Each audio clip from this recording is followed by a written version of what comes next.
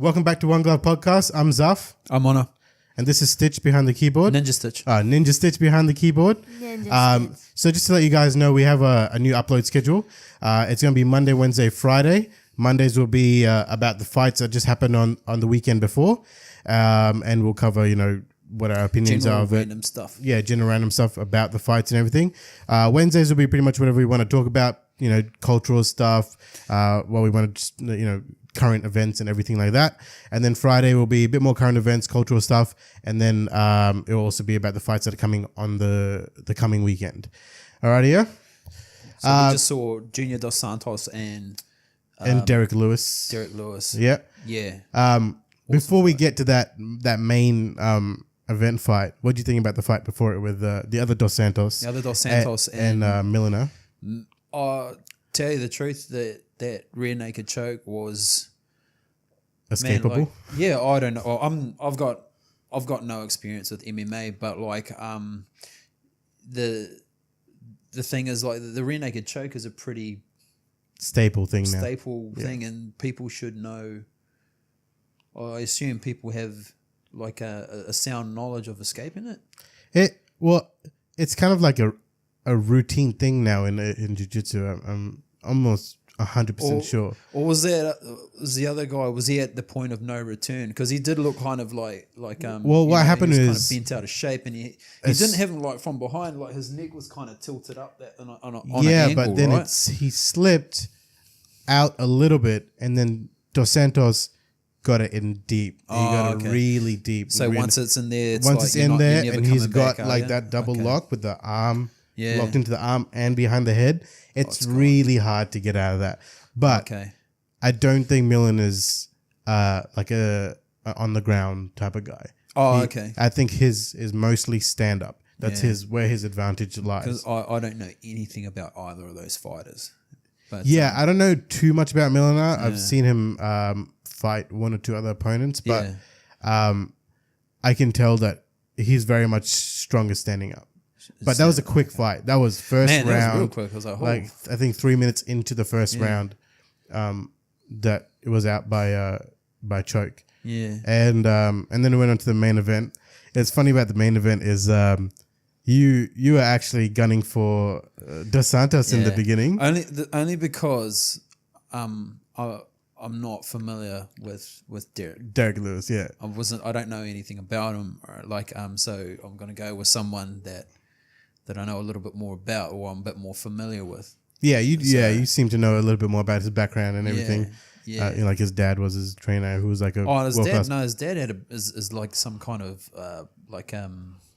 representative in boxing for Brazil or something. He did. I'm not quite sure what it is, but he got up there. He got up there. His dad was well known for Brazilian boxing. It is funny though that after that rib shot, you were like, change sides. I kind of want Lewis to win now, because he's he's like, oh, he seems like a good dude.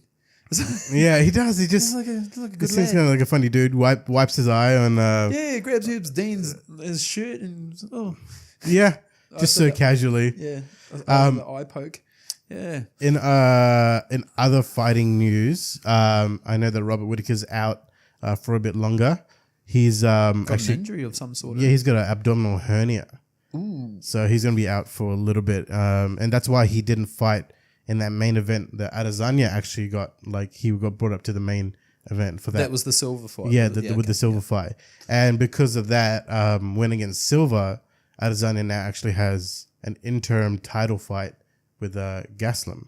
Oh, okay. So that should be interesting. I don't know if so interim title fights don't really mean anything. Yeah. But if Adesanya wins it, it's just like you have to kind of give him a title shot now. Because where else is he going to go from there? Like there's no point in him fighting anyone other than. Do you reckon it's too fast? Too soon? Okay, it could be like a hot flame burnout thing, but he has been performing extremely well over the past year. Yeah. Right? And Eugene knows what he's doing. Yeah. So he's going to be taking the advice of Eugene, who's got how many fighters coming to his gym now? Dude, champions are just like falling out of that gym, falling out. Yeah. busting out the seams. Yeah, man. Yeah. And even Dan Hooker, I think he's I think just trying to figure out who his next opponent's going to be now. He didn't do too well in his last fight. No, I think he actually lost his last fight. But even then, he's still a crazy good striker. He's a good name. Kind of unfortunate news, but it's kind of time anyways. Or he decided GSP he's retired. So I saw that on social media. I think the only way he comes out of retirement is if he gets a title shot as well. Just like a one and done title shot. And a massive wad of cash. If anyone deserves it, it's him. GSP. He's an OG, like... He is now. He would be considered OG now. Yeah, he's definitely considered OG now. Yeah. But that fight, like, would you say Junior Dos Santos is considered OG? Yeah. Yeah, I reckon. Do you reckon he's pretty old? He's getting up there in the age, man. He did well, man. He did really, really well. Hey, Ninja Stitch, can you look up Junior Dos Santos' age? Yeah. Ninja Stitch is a little bit ill. That might be partly my fault. Because spreading the germs. I got the flu. That's not and very. Then she got the flu. That's not very MMA of you. What do you mean? Like mixed martial artists don't share their germs. They do nothing but share their germs. They just rub their bodies all over each other for 5 minutes at a time. Yeah, I have no idea. Who am I looking up? JUNIOR. No U, yeah, and then space DOS space Santos. Yeah, and then just find out what's his age.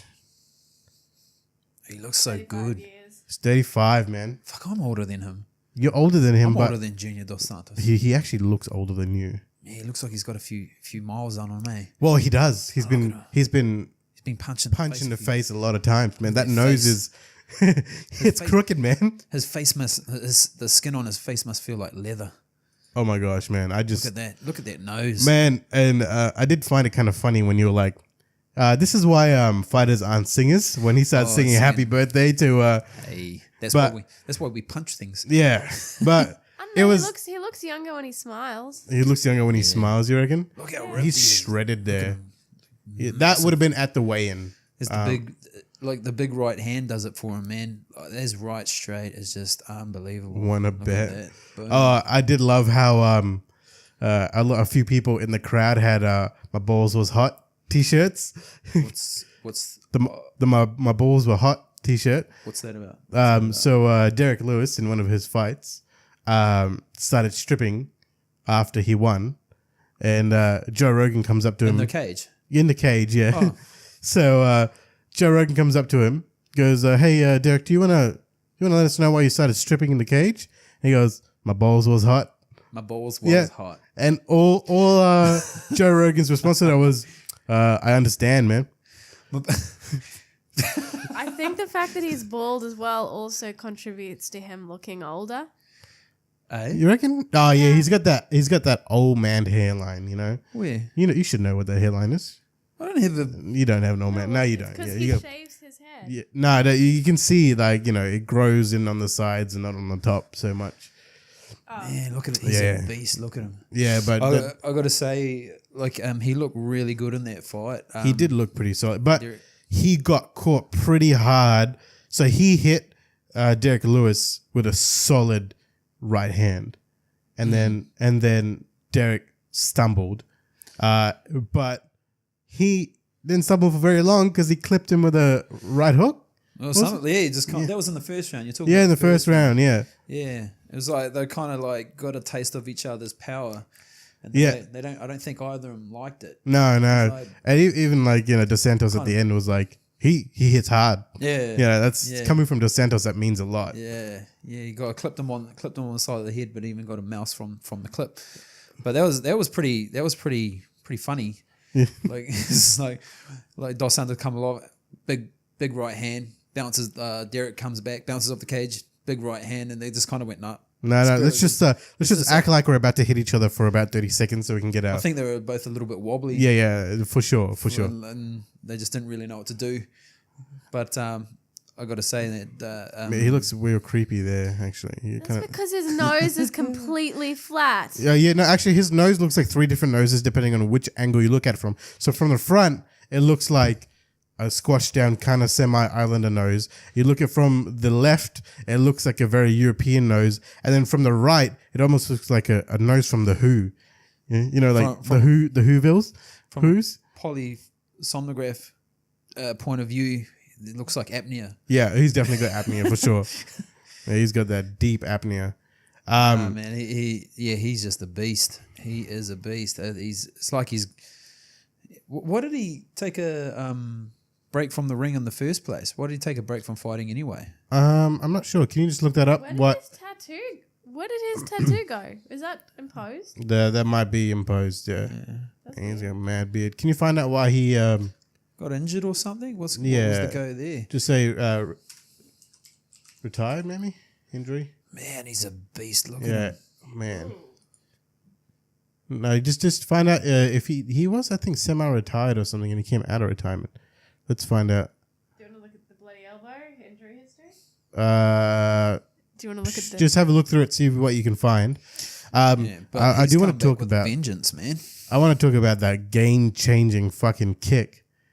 Oh, the spinning back. That spinning back kick. Oh, wow. He got him in the rib hard, and he went down for a second.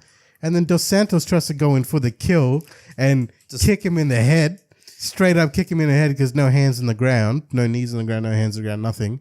And Derek Lewis is like, no. We're not going to have any of that. Not having any of that. I'm going to try and punch you through your leg. How much pain would a Derek would have been going through? He's just like got smacked with the big spinning back, and then he just tries to... He landed the hit. He's like, fuck it. I'm gonna try and punch him anyway. Yeah. That's fighting commitment, bro. Fighting through the pain. Pure pain. I wonder if it's broken. I reckon there's a good chance it's broken because he was still feeling it in the round after. Yeah, it was like he was breathing hard, and it looked like his breathing was really uncomfortable. And it was just like, ooh, yeah, that might tickles. That would have tickled. I don't know how good that's gonna be for Lewis now. He might be out for a little bit if that's broken. I've been kicked in the ribs and it's been bruised, and you're out. Fucking, it hurts, man. Like breathing hurts. Like laughing laughing, breathing, anything. It was really painful. And he kept on going, man. He finished that round and went into the next round. Dude, yeah, I was just like, this dude is made of. He's got iron will and he's made out of titanium. And I think, like, obviously now it's just a speculation, it's a conjecture, but like, if he didn't land that spinning back kick and there was to continue on, it was still a fairly even matchup, I think. That was really clever of Dos Santos, how he landed that. So he saw that Derek was moving to his right, and as he was moving to his right, Dos Santos cut the ring off and just caught him as he kind of moved into the kick. Yeah, I thought that was real clever. I can't remember how he set that up. He maybe threw a jab or something and made Derek move. Yeah, and then as he moved, he just went boom, stepped in with the spinning back, and I was just like, whoa, that's that's smart fighting. Well, yeah, it's the Santos, right? Real clever, you know. If you were Derek Lewis, what would you have done to? If I was Derek, I would have tried to capitalize on when Dos Santos kicked him in the leg. Yeah. So the right hand counter for Dos Santos' leg kick, like because Derek wasn't blocking any of those leg kicks. He was just eating them. He was eating them. So if you're gonna eat them, why don't you stand in? And he did it a couple of times, and he almost landed that right hand. He landed it once. Oh, I think it was more of a glancing shot.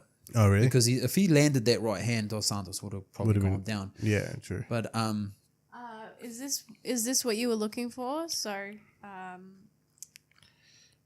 why did he reduce suspensions after an investigation because they were taking contaminated supplements. So they're I think it was appealed. They were facing 2-year ban or something like that. Oh, okay. So he might have pissed positive for performance enhancing drug because it's USADA. So 2 Brazilians, as well as Marcos Rogério de Lima, they both received reduced sentences. You're gonna need to talk a bit louder, man. Okay. So basically, where'd they go? So they got busted doing something, and now they got banned apparently, pretty much. So the pharmacies, the compounding pharmacies were they were claiming that there was no potential for cross-contamination, but when they tested their supplements for the 3 fighters, they were all contaminated. Oh, for all 3. Wow, that's bad, man. That's really bad because that's career changing as well. Like if you get pinged for performance enhancing drugs, that people's opinion of you change. Yeah, they start questioning your whole record. Yeah, and then it's like, oh, it might have been contaminated, might not have been contaminated. Who knows? And then it's like... It says they're all taking compounding supplements, which ended up contaminated on the advice of physicians and nutritionists. Oh, man, that's interesting. So he didn't retire. It was kind of just on suspension basis. Man, that's a long time to be out. But then he comes back and wins 3 fights in a row, all main events, all heavyweight. Man, he did a number on Bam Bam too. Oh, yeah? Yeah, they're just... I think just knocked him out. Yeah.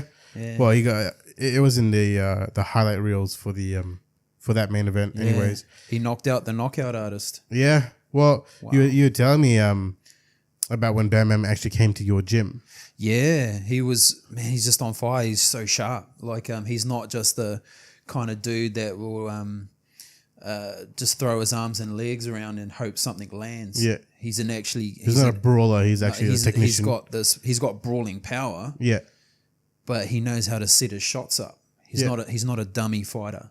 Who was he sparring against in your gym? He was sparring against Junior Tafa, and Junior is amazing. Like for a heavyweight, he's absolutely fantastic. Just making waves in the glory circuit and all the rest of it. Huge power puncher as well. Huge big right hand, big left hook. But once again, another fighter that is just not throwing his arms and legs around and hoping something lands. Very, very calculated. These two were having a sparring match, and the whole gym just went quiet. I was just watching them. I was like, holy fuck, look at these dudes. They're just going at it. But from what I saw, I felt Bam Bam had the upper hand. Like he was just that little bit more calculated, a little bit more composed. And he just landed a few more shots, but you're not going to judge a fight off a sparring session, but it's not the same stakes or anything. Yeah, like that. Not the same stakes, not the same environment. It's still a bit of a taste, I guess you say, and their teammates and as well. But Dos Santos fully handled Bam Bam in their fight.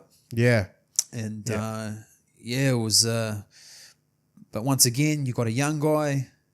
You know, he was only like 3 or 4 fights in of the UFC or something like that. Yeah, he was very much on a wave at that point in time as well. And then you got Dos Santos, former heavyweight champion. Yeah. 14 wins or 13 wins under his belt at that time. You know, knockout artist.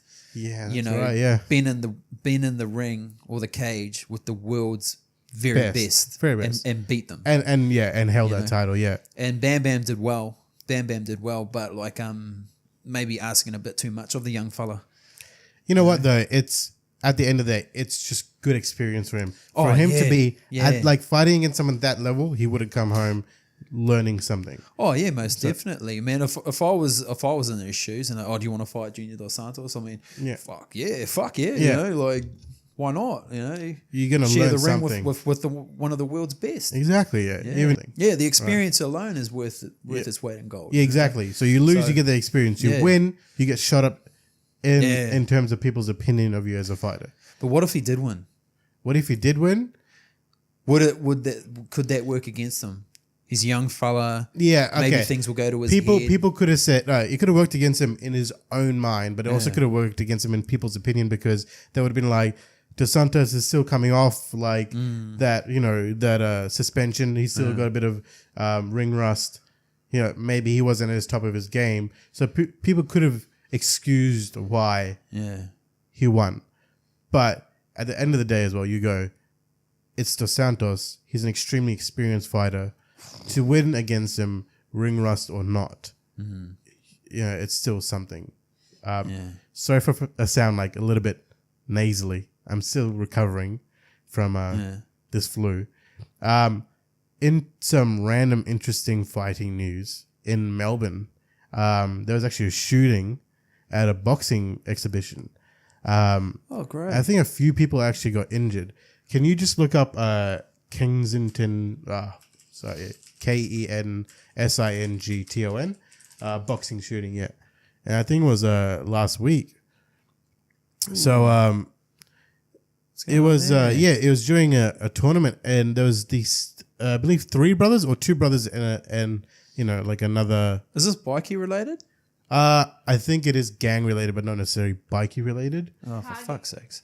Targeted attack. So did they say who was targeted in that attack? 30-year-old man. Right, and fucking rude. I believe there's a few. 2 others were treated in hospital for gunshot wounds and were later released. And did anyone die? One man, 30-year-old, died. And I don't think it was the person they intended on attacking. I think it was a bystander. It says the police called it a targeted attack. So so it might actually be the person they intended. But they arrested 2 fellas, 25, 27, in an apartment building.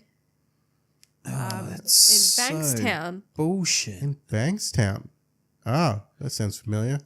Combat sports has got enough going on its plate. Yeah, you've got this kind of shit happening. Like, is this the venue where they actually let the event happen so that people wouldn't contaminate the crime scene? Oh no. Oh, I don't know. You just gotta read through a bit longer. Let us know what you find if that's the same one. But yeah, it kind of just popped up in my feed about the shooting, and police were just like, if anyone knows anything. So they've obviously caught them now, which is good. But pretty crazy how there's a few people who were injured who were just bystanders, and I think bullshit. It's bullshit. I think even some of the fighters got injured. Yeah, well, I mean, like fighting in combative sports have had enough, like having to justify itself to other people. Like I remember when MMA first started coming out, and like everyone was saying it's a human cockfight and blah blah blah blah blah, and then this kind of shit happens. It's. I will say, in the beginning when MMA first started up, it was pretty brutal. Then when everything other than eye gouging and fish hooking was allowed. Yeah, but like it's this kind of this gang related stuff is still kind of fucking happening, and it's like, oh fuck, it's just gonna those politically correct people are just gonna jump on the bandwagon again and say this is all because of fighting. It's got nothing independent of it's like you're not looking at the sport gets tarred with a real shit reputation. Yeah, like and it's real. We've gone through the wars with this kind of shit, like almost every generation, and it's still happening. So yeah, it's kind of sad that the shit's still going on. But I mean, I guess it is what it is. Like I've had my fair share of arguments with parents saying that like they'll never put their kids in a martial arts class or a boxing class because it's just a bunch of thugs or really? It's like, no, it's not, mate. Like boxers and martial artists are quite articulate people. There's value to be added to the children's lives. Yeah. But like they don't want to see that, and then they see this kind of shit, and it's just like it just reinforces their opinion. No way. And then you're like, fuck. It's like you're trying to ice skate uphill pretty much. Yeah. It's also kind of interesting to note that some parents withhold their children from participating in martial arts due to the propensity for injury, but that's the case with most sports. Yeah. Although I will say that when I was at school and when I was in a school in a professional capacity, I did hear more so negative talk about martial arts. Real? Yeah. Like what? But it was put down to the injuries sustained during. So when I was at school, it was things like broken wrists. But not people getting beat up and shit like that. No, it was mainly due to injuries sustained during training and things like that, or during sparring. That would be the same with rugby. I got kicked in the dick, man. Yeah, you got kicked in the dick, yeah. Heaps of times, bro. But A boy died on the rugby field. I think it was not at my school, but when I was in grade 11 or 12, he passed away because he hit his head. Yeah. You know, sports. It's just it's a risk, especially with rugby in like Australia and New Zealand and stuff. It's optional to wear headgear, and it's not really headgear; it's just padding. It's not. I've seen it. It's like it's like a thin layer of just like foam. That's it. Yeah. And like you're still running at people.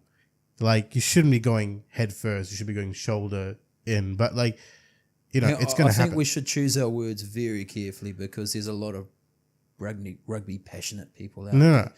But I'm saying it's the same as fighting where you understand that there's a risk. Yeah. And it's a risk that you have to accept as like a person who participates in sport or a parent who puts your kid into that sport. Yeah. Right? Obviously now there's more stuff coming out about CTE and all that kind of stuff. What's CTE? It's encephalopathy that you get from like chronic trauma, like little traumas that you get from little head collisions and everything like that.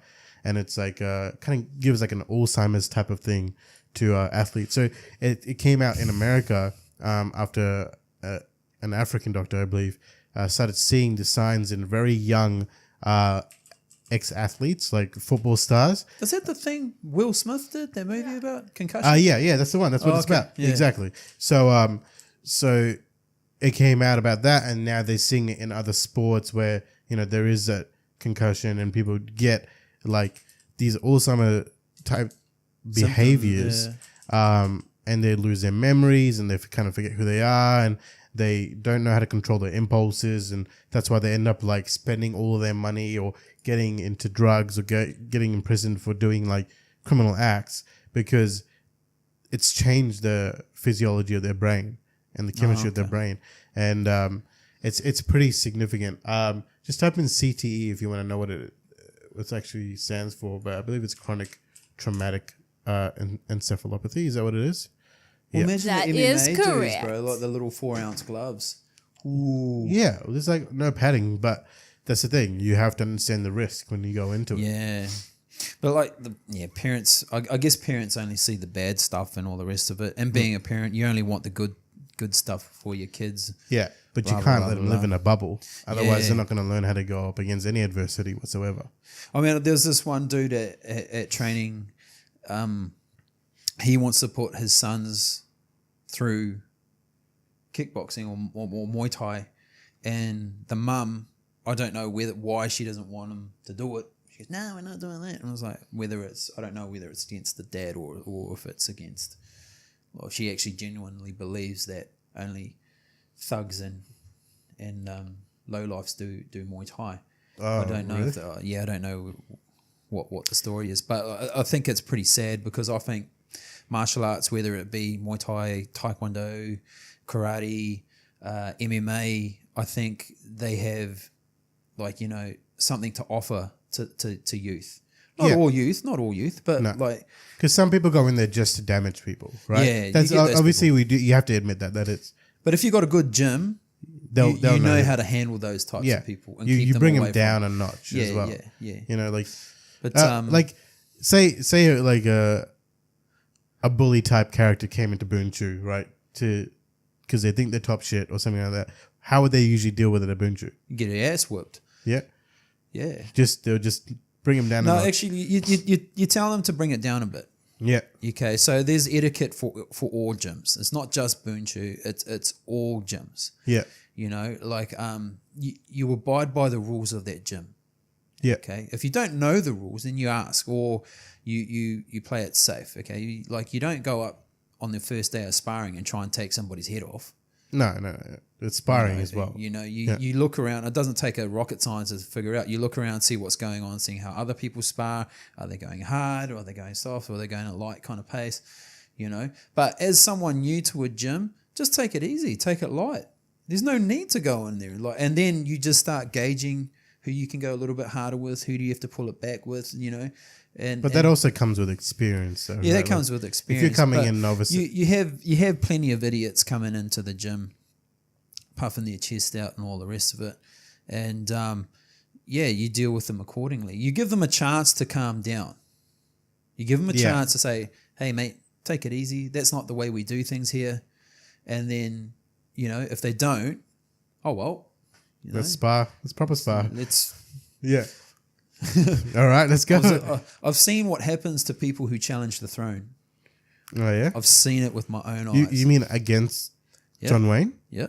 I've seen people like, and when Wayne gets serious, it's fucking scary, man. I like he doesn't not imagine what that would look like. He doesn't necessarily hit them hard, but the intensity on his face, it's fucking scary. You can see his intent. Yeah. Like even though he's like, okay, you want to spar, you can spar me. Yeah. And then he won't hit them hard. He's not hitting them as hard as he can. But he'll play with them. He'll pop you in the face. I could have got you there, could have got you there, could have got you there, could have got you there. And he'll just he just mind fucks them. That's beautiful. It's just like it's a scary thing to watch. Yeah. I remember one dude that tried to do it. Oh. One dude tried to do it. Big massive dude come into the gym. And he was just a meathead. You know, basically, he just went hard on anyone. He like women, people that were like 40 kgs less, like lighter than him. Yeah, didn't care. He'll just like try and beat the shit out of them. And like him goes, oh, that's the way I was trained. Anyway, he went hard on the wrong person, and Wayne was like, "Fuck, we're gonna deal with you." Yeah. And this dude, he called him out. He goes, "Oh, come to fighters class." Called him out. I was there. I was watching it. And I was like. Did you know as soon as he called him out what was happening? Yeah, because it's not something that Wayne normally does. Ah, okay, yeah. That's fair enough, yeah. So, and he goes, oh, like, Wayne was sparring and he wasn't hitting him hard. He wasn't hitting. It was just like tapping him. But it was just more like, I'm not even hitting. We're not even sparring hard, and I can do this to you, and you can do nothing back. Yeah. You know, and this guy, and that was enough for this guy to be like, oh fuck, I know my place now, type of thing. I'm way out of my league here. Yeah. You know, and Wayne's just placing kicks. And it's scary enough. He's not joking around. Like you should see the look on his face. He's not fucking around. He's not like, ha, I'm jabbing you. Ha. He's like, bop, gotcha, kick, oh, just gotcha. Calculating it. Yeah, just calculate. Teep, gotcha. Oh, knee. Oh, that could have been an elbow right in your face. And you're like, what do you do? What do you just freeze up? You're just like, what the fuck? And I'm watching it going, I'm having a bit of a chuckle to myself. But it was kind of scary to watch, but like you don't fuck around in other people's backyards. Yeah, exactly. Especially if they've got a reputable gym, like 10 times world champion. Yeah, I mean it doesn't get much better than that. No, not really. 10 times, man. Yeah, and and all the champion he's produced. Yeah, over the years, you know, and or just all the fighters who come to train with him just to get tips and tricks and just to clean up the striking. Yeah, yeah. I mean, MMA people come in to train with him. Yeah, you're saying the Mark Hunt comes in. Mark Hunt. Oh yeah, when Mark was in the Gold Coast prepping for a fight, he was down. He was using the cage, but he had his guys. So there's Junior Tuffer, Bam Bam. There was I think this guy Carlos. I can't remember his name. He's Uberg or something like that. Good fighter, like good up and coming fighter to come out of NZ. But it's just like they kind of did their own thing. But you do have other MMA schools coming in, and they'll learn how to strike, and will learn Muay Thai style striking to add to the it's MMA the thing stuff. that seems to be the most effective striking style for MMA. Yeah, it seems to be like every MMA gym seems to have a wrestling coach or jiu-jitsu coach, boxing coach, and a Muay Thai coach. Yeah, those are like the staples. And the wrestling seems to be quite important now too. Yeah. Alrighty, well, I think we run out of time. Yeah, we're gonna wrap it up for this episode. Catch us on the next one if you aren't into the fighting stuff so much. We'll be covering a bit more general knowledge stuff, not general knowledge stuff, but just general topics. If there's anything you want us to talk about, leave a comment on our YouTube channel or on our Instagram page or anything like that.